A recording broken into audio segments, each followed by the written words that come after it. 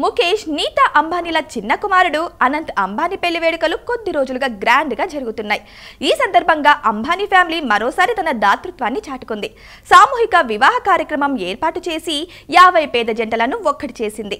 థానేలోని Reliance corporate పార్కులో ముఖేష్ నీతా అంబానీలు ఈ పెళ్లిలు దగ్గరుండి జరిపించారు. ముఖేష్ పెద్ద కుమారుడు ఆకాష్ అంబానీ, కోడలు శోక్లా మెహతా, కుమార్తె ఈషా, అల్లుడు ఆనంద్ కూడా హాజరయ్యారు. వధువరుల కుటుంబాలకు చెందిన 800 మంది కూడా హాజరయ్యారు. పెళ్లిళ్లు జరిపించడం మాత్రమే కాదు, నూతన వధువరులకు పెద్ద ఎత్తున కానుకలు అందించారు. బంగారు మంగళసూత్రం, వివాహ ఉంగరాలు, ముక్కు పొడక, వెండి మెట్టెలు, పట్టీలు ఇచ్చారు. పెళ్లి కుమార్తెకు స్త్రీధనం కింద ₹1,00,000 చెక్కును అందజేశారు. అలాగే కొత్త దంపతుల సంసారం సజావుగా సాగేందుకు ఏడాదికి సరిపడా పచారీ సామాను, గ్యాస్ స్టవ్, మిక్సీ, ఫ్యాన్, పరుపులు, తిండ్లు, గిన్నెలు అందజేసి నూతన దంపతులను ముఖేష్ నీతా అంబానీ ఆశీర్వదించారు. అతిథులందరికీ విందు భోజనం కూడా ఏర్పాటు చేశారు.